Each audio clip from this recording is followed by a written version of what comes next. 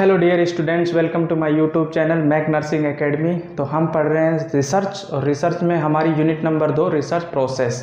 इसमें हम पढ़ रहे हैं, देखो, phases and stages of the research process. Research process की 5 phase: assessment, diagnosis, planning, implementation और इवेल्युएशन, जिसमें से 3 फेज हम पिछली क्लास में पढ़ चुके हैं। तो अब हम पढ़ेंगे बच्चों इम्प्लीमेंटेशन फेज। इम्प्लीमेंटेशन फेज पढ़ने से पहले सबसे पहले आप वीडियो को पॉज करें और नोट्स उतारें, ठीक है। उसके बाद आप इसको कंटिन्यू करें। तो इम्प्लीमेंटेशन फेज में एक ही टॉपिक रहेगा, इसमें कलेक्टिंग द डेटा, ठीक है। जैसा हमने पिछले फेजेज में देखा था कि 3 से 4 पॉइंट उसमें आ रहे थे, अलग अलग टास्क थे, और इसमें केवल एक ही पॉइंट रहेगा, कलेक्टिंग द डेटा, ठीक है बच्चों। तो आगे देखो, इसमें कलेक्टिंग द डेटा में हमें क्या करना है। The research have a lot of efforts to make a plan. Implementation, देखो, असेसमेंट से लेकर, इधर ध्यान दो बच्चों, असेसमेंट से लेकर प्लान तक ये मेन रहता है, ठीक है। किसी भी चीज़ को असेस करना, ठीक है, डायग्नोस करना और प्लान बनाना, ये 3 काम मुख्य रहता है। असेस करना, ठीक है, उसके बाद डायग्नोस करना और प्लान बनाना। फाइनली क्या होता है? फाइनली तो सिर्फ क्या होता है? इम्प्लीमेंटेशन होता है, ठीक है बच्चों। तो पहली लाइन ये बोल रहा है कि the research have a lot of efforts. Efforts का मतलब होता है प्रयास, efforts to make a plan. कोई भी प्लान बनाने के लिए बहुत अधिक एफर्ट्स की आवश्यकता पड़ती है। प्लान किसी भी कार्य का हो, ठीक है, प्लान में ज़्यादा मेहनत लगती है, ठीक है, फिर उसको क्या करना होता है? एग्जीक्यूट करना होता है। अगर प्लान सही होता है तो कोई भी कार्य जो होता है वो सक्सेस होता है। तो यहाँ हम किसकी बात करेंगे? रिसर्च की, ठीक है। नेक्स्ट बोल रहा है कि research plan prevents anticipated problems. Anticipated problems, anticipate का मतलब संदिग्ध या संभावित, संभावित जो समस्याएं हैं, ठीक है। इसका मतलब क्या हुआ कि रिसर्च का जो प्लान है वो किससे प्रिवेंट करता है? प्रिवेंट का मतलब बचाना। अगर कोई रिसर्चर रिसर्च कर रहा है और प्लान बना के रिसर्च कर रहा है तो संभावित जो समस्याएं हैं वो रोकी जा सकती है, कम की जा सकती है, ठीक है, अगर रिसर्च का प्लान है तो ये बोल रहा है कि रिसर्च प्लान रिसर्चर को बचाता है, किससे? एंटीसिपेटेड प्रॉब्लम से, ठीक है। आगे हम बोले which are arising during the research design. देखो, मैंने पहले ही कहा था कि कंसेप्चुअल फ्रेमवर्क, जो थ्योरेटिकल फ्रेमवर्क होता है, उसको हम रिटर्न में पक्का प्रूफ करते हैं रिसर्च डिज़ाइन में, और पूरी रिसर्च फॉलो करते हैं रिसर्च डिज़ाइन से। तो रिसर्च डिज़ाइन के दौरान या रिसर्च डिज़ाइन बनाते समय कोई भी प्रॉब्लम अराइज होती है, पैदा होती है, सामने आती है, तो उसको प्रिवेंट कौन करता है? रिसर्च प्लान, ठीक है। आगे देखो, first step in the implementation phase two select the first step in implementation phase. अब स्टार्ट यहाँ से कर रहा है, ये देखो, फर्स्ट स्टेप क्या करेंगे इस फेज में? पहला काम, इस स्टेज में पहला काम हम करेंगे select the sample according to plan. Plan के अकॉर्डिंग कितना सैंपल हमको चाहिए, किस प्रकार का सैंपल चाहिए, यानी कि शहरी डाटा चाहिए या ग्रामीण डाटा चाहिए या सेमी रूरल अर्बन चाहिए। तो जिस प्रकार के डेटा या लोग चाहिए, कितनी क्वांटिटी में चाहिए, क्वालिटेटिव रिसर्च है कि क्वांटिटेटिव रिसर्च है, तो इस पर डिपेंड करता है, ठीक है। 2 प्रकार की रिसर्च होती है, क्वालिटेटिव और एक होती है क्वांटिटेटिव।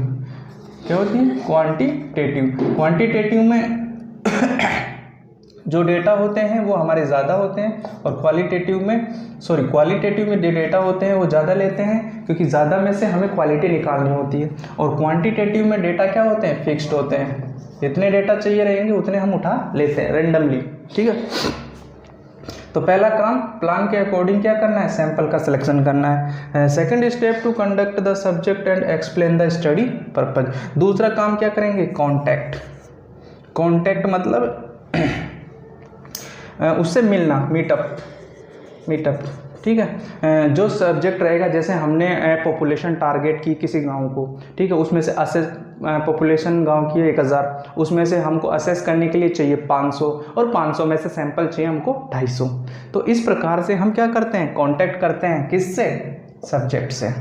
दूसरा काम ये करेंगे। तीसरा काम, third step to obtain inform consent. Obtain inform consent पहले भी किया था, वो हमने प्लानिंग में किया था। यहाँ हम क्या कर रहे हैं? इम्प्लीमेंट कर रहे हैं। प्लान को क्या कर रहे हैं, एग्जीक्यूट कर रहे हैं। ये अब प्रैक्टिकल हो रहा है, वो तब क्या चल रहा था, थ्योरेटिकल, हम प्लान बना रहे थे।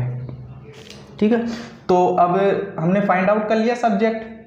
ठीक है, देखो सैंपल का सिलेक्शन करना है कि 250 लेने हैं कि 500 लेने हैं या कौन सी जगह से लेने हैं, इसका मतलब तो ये हुआ कौन सी जगह से लेने हैं, कितने लेने हैं। ठीक है, इसको एग्जीक्यूट कर रहे हैं हम, ये प्लान में हो चुका था। ठीक है, ये हमने जैसे मान लो कि 200 सैंपल हमको लेने हैं, ये हमने प्लान बनाया।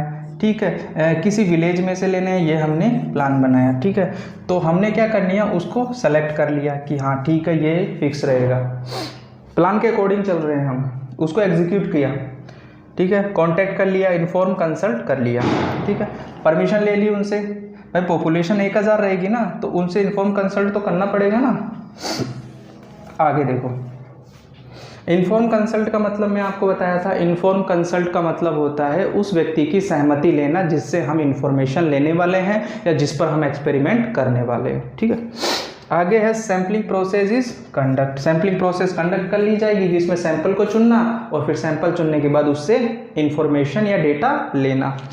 ठीक है, तो डेटा कलेक्शन बाय द, उसके बाद में देखो सैंपल प्रोसेस अप्लाई में तो क्या है, हमने सैंपल को ले लिया और उसके बाद data collect by the interview observation, ये मेथड्स रहेंगे, मेथड्स ऑफ डेटा कलेक्शन। ये यूनिट आगे है, ये तरीके हैं, इन तरीक़ों से हम इंफॉर्मेशन कलेक्ट कर सकते हैं। इनके बारे में मैं आपको पहले भी बता चुका हूँ। इंटरव्यू जो होता है ओरल मेथड होता है ना, ऑब्जर्वेशन वॉच मेथड होता है, क्वेश्चन या रिटन मेथड होता है, और सर्वे क्या होता है, एक ग्रुप में एक्सप्लेनेशन होता है, ग्रुप का डेटा। ठीक है, तो ये होता है।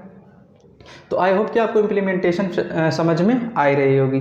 ठीक है, कोई भी दिक्कत हो तो आप कमेंट्स करें, आपको आंसर दिया जाएगा। आगे हम देखते हैं नेक्स्ट स्टेप है जो हमारे रिसर्च प्रोसेस की फाइनल स्टेप है। ठीक है, इवैल्यूएशन फेज। ठीक है, तो आप नोट्स उतारें और देखो।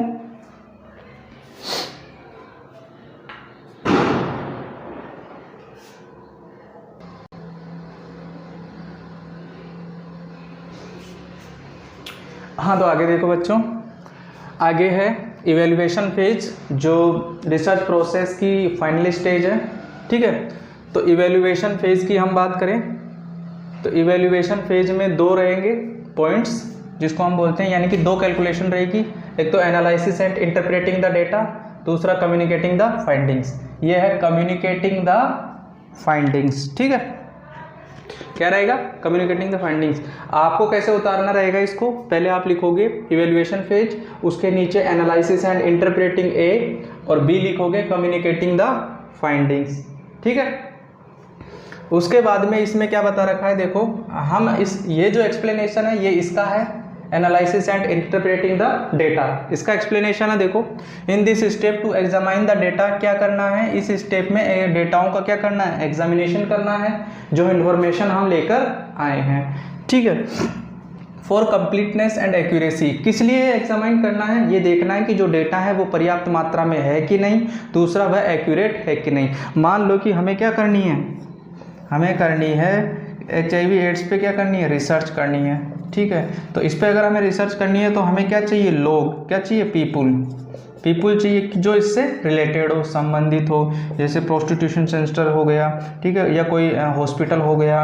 ठीक है, ऐसी जगहों पे मिलेंगे हमें डेटा। ठीक है, तो हमें कितना डेटा रहेगा, कितनी इन्फॉर्मेशन रहेगी, उतनी एक्यूरेट हमें मिली है कि नहीं, पूरी मिली है कि नहीं, उसके लिए हमें क्या करना है, एग्जामाइन द डेटा। दूसरा काम हम करेंगे, N incomplete and inaccurate data must be discarded. Examine the data किसके लिए, पूरे हैं कि नहीं, कंप्लीटनेस का मतलब होता है पूर्ण। ठीक है, और एक्यूरेसी मतलब सही है कि नहीं, एक्यूरेसी मतलब सही है कि नहीं। अगर डेटा अधूरे हैं और सही नहीं है तो हम क्या कर देंगे, डिस्कार्डेड का मतलब क्या होता है, हटाना। क्या कर देंगे, डेटाओं को हटा देंगे। ठीक है, जो काम के हमारे नहीं रहेंगे। उसके बाद में तीसरा काम हम करेंगे, data must be transfer into table. अब डेटाओं को क्या करना है, जो हमारे काम के डेटा रह गए, खराब डेटा हमने हटा दिए, इन्फॉर्मेशन हटा दीजिए, और जो काम किया उसको हमने किसने ट्रांसफ़र करना है, टेबल के अंदर। ठीक है, किसके लिए, वर्कशीट के लिए।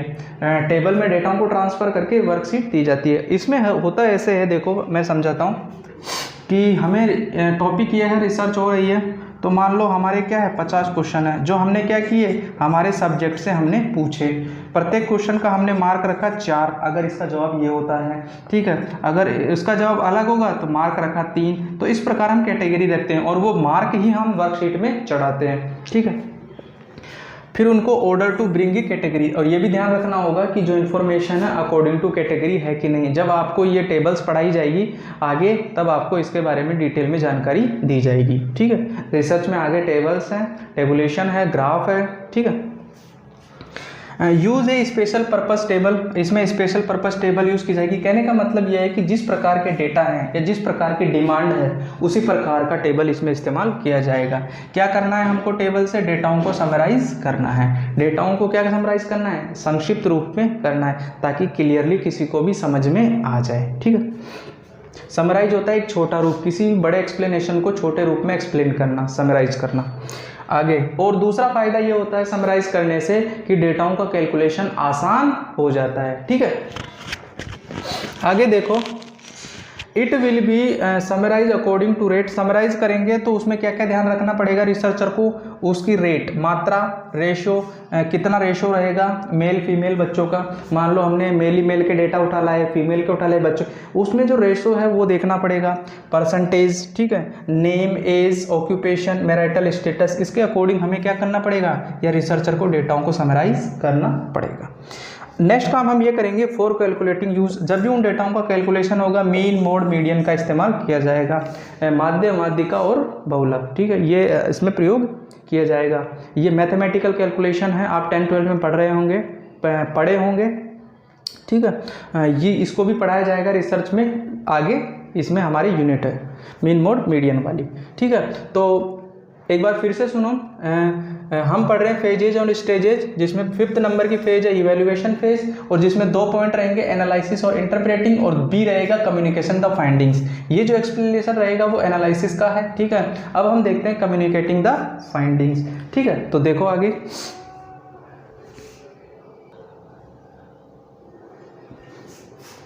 तो इवैल्यूएशन फेज में बी है कम्युनिकेटिंग द फाइंडिंग्स, और कम्युनिकेटिंग द फाइंडिंग्स में देखो, the final stage of the research to communicate the findings of research project. Research project बोलूँ या प्रोसेस बोलूँ, एक ही बात है। यानी ये बोलना चाहता है कि रिसर्च प्रोसेस की ये फाइनल फेज या स्टेज है, ठीक है।